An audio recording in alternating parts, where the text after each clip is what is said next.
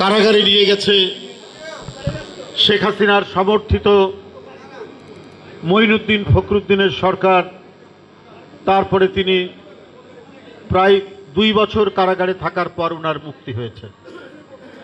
তাৎপর্যপূর্ণ এই জন্য এখানে অনেক রাজনৈতিক, সামাজিক, সাংস্কৃতিক অনেক বিষয় তো এর মধ্যে জড়িয়ে। আপনারা বলবেন সেটা কেমন? কারণ তারেক রহমান হচ্ছে জাতীয়তাবাদী শক্তির যে ধারাবাহিক নেতৃত্ব, সেই নেতৃত্বে তিনি প্রতিষ্ঠিত হচ্ছেন। তখন এটা তো জাতীয় এবং আন্তর্জাতিক যারা বাংলাদেশের বিরোধী, তাদের যারা স্থানীয় প্রতিভূ যারা, তারা এটিকে মেনে নিতে পারেনি। ওইখানে উপস্থিত আছেন আরেকজন বিশিষ্ট সাংবাদিক, বিএফএর নেতা কাদের গনি চৌধুরী।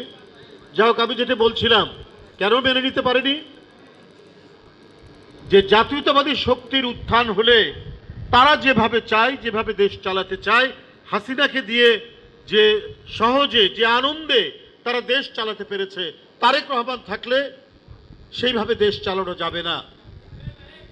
আপনাদের মনে আছে যে বাংলাদেশের অর্থনীতি অনেক অপপ্রচার দেওয়া হয়েছে তারেক রহমানের বিরুদ্ধে, তার বিরুদ্ধে বিভিন্ন সমালোচনা করা হয়েছে।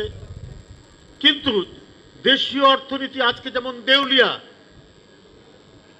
লক্ষ কোটি, সেদিন শুনেছি 17 লক্ষ কোটি টাকা পাচার হচ্ছে। এখন শুনছি কয়েকদিন আগে পেপারে এসছে 22 লক্ষ কোটি টাকা পাচার করেছে শেখ হাসিনা। তো বিএনপির 5 বছরে লক্ষ কোটি টাকা, হাজার কোটি টাকা পাচারের কাহিনী তো আর আওয়ামী লীগ বলতে পারেনি। আওয়ামী লীগ সমর্থিত যে অর্থনীতিবিদরা আছে তারাও বলতে পারেনি।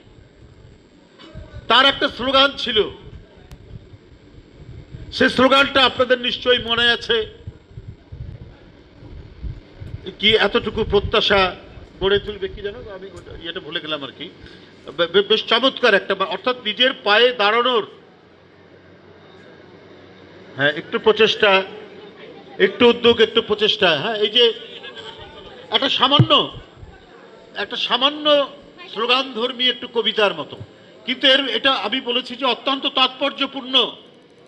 আমার মনে আছে আমি তখন কৃষি ব্যাংকের চেয়ারম্যান, রাজশাহী কৃষি উন্নয়ন ব্যাংকের চেয়ারম্যান।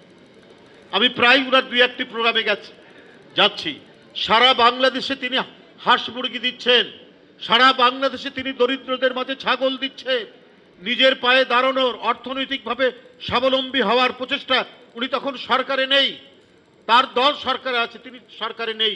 তার সামর্থ্য অনুযায়ী তিনি গ্রামের সেই সমস্ত দরিদ্র মানুষ, হতদরিদ্র মানুষকে তিনি ছাগল দিচ্ছেন, হাঁস মুরগি দিচ্ছেন, এবং যারা মানসিক প্রতিবন্ধী, শারীরিক প্রতিবন্ধী, তাদেরকে তিনি কম্পিউটার দিচ্ছেন।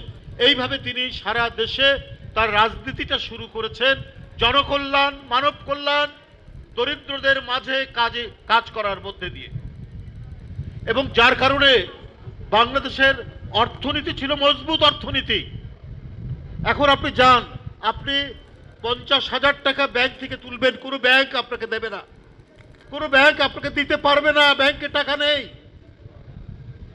এত বয়ান তৈরি করা হয়েছে, এত চেতনার কথা বলা হয়েছে, কত গল্প, কত কিছু চেতনার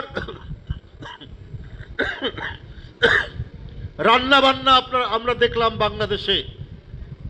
সেখানে কত বুদ্ধিজীবী, কত সাংবাদিক, কত ধরনের মানুষ সেই কোরাসে গলা মিলিয়েছে। তার কোনো ইয়াত্তা নেই। কিন্তু আজকে টাকা নেই, আজকে কোথাও কোনো পয়সা নেই। এমনভাবে তারা লোপাট করেছে, লুট করেছে। সেই লুটের নিদর্শন এখন মাঝে মাঝে আমরা পাচ্ছি যে যার কাছে সমস্ত প্রাইভেট ব্যাংক দিয়ে দেওয়া হয়েছিল, তুলে দেওয়া হয়েছিল। একবারই দেশটা ছিল শেখ হাসিনার বাপের সম্পত্তি, যখন যা মনে করেছে তাই করেছে। একটার পর একটা ব্যাংক দিয়ে দেওয়া হয়েছে শাহ আলমকে। সেই শাহ আলম এখন দিল্লিতে শেখ হাসিনার কাছে পৌঁছে দেওয়ার জন্য 2,500 কোটি টাকা দিচ্ছেন, যে সেইখান থেকে তিনি বাংলাদেশের মধ্যে কিছু করবেন, কিছু ঘটাবেন। এই কাজ তিনি করবেন এবং প্রতিশ্রুতি দিয়েছেন আরো 2000 কোটি টাকা দেবেন। আরেকজন নেতা শেখ হাসিনার একেবারে ডান হাত মাহবুবুল হক হানিফ, তিনি বিদেশ থেকে হয় ইন্ডিয়ায় আছেন অথবা অন্য কোনো দেশ থেকে বাংলাদেশে তার এলাকায় একটা বেশ বড় ধরনের এলাকা নিয়ে বিশ্ববিদ্যালয় ওপেন করছেন, উদ্বোধন করেছেন কালকে। হাউ, কিভাবে সম্ভব এটা? এইটা হচ্ছে এই যে লুটের টাকার আমরা কিছু কিছু নিদর্শন পাচ্ছি। তারেক রহমান সাহেবের অনেক অপপ্রচার দিয়েছে, যেমন ধরুন মালয়েশিয়াতে তার অনেক কলকারখানা তারেক রহমান করেছে। তো আপনি 15 বছর 16 বছর তারেক রহমানের কারখানার নাম কি, তার শিল্প প্রতিষ্ঠানের নাম কি? শেখ হাসিনা আপনি তো বলতে পারেননি, আপনি তো জানাতে পারেননি বিএনপি ক্ষমতায়, বিএনপি রাষ্ট্র ক্ষমতা পরিচালনা করছে, দেশনেত্রী বেগম জিয়া প্রধানমন্ত্রী, অথচ আপনি সোচ্চার কণ্ঠে বাংলার এক প্রান্ত থেকে আরেক প্রান্তে তারেক রহমানের বিরুদ্ধে কুৎসা রটিয়েছেন, অপপ্রচার করেছেন, অপকীর্তি ছড়িয়েছেন, অথচ বিএনপি আপনার বিরুদ্ধে কোনো ধরনের ব্যবস্থা নেয়নি, মেনে নিয়েছে বিএনপি। এটাই হলো বিএনপি।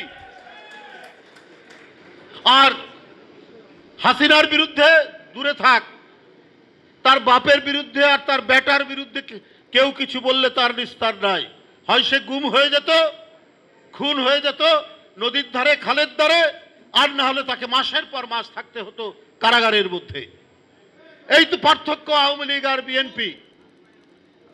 বন্ধুরা আমার, আমি দেখছিলাম জাতীয় পার্টি মহাসচিব বলছেন কি শামীম পাটোয়ারি নাকি নাম, উনি বলছেন যে বিএনপির এখন জাতীয় পার্টির দায় নিতে হবে বিএনপিকে। ভাই, বিএনপি তো রাষ্ট্র ক্ষমতায় নেই, এখনো তো অবাধ সুষ্ঠু নির্বাচন হয়নি, আপনি কিসের দায়ের কথা বলছেন? সেখানে আপনার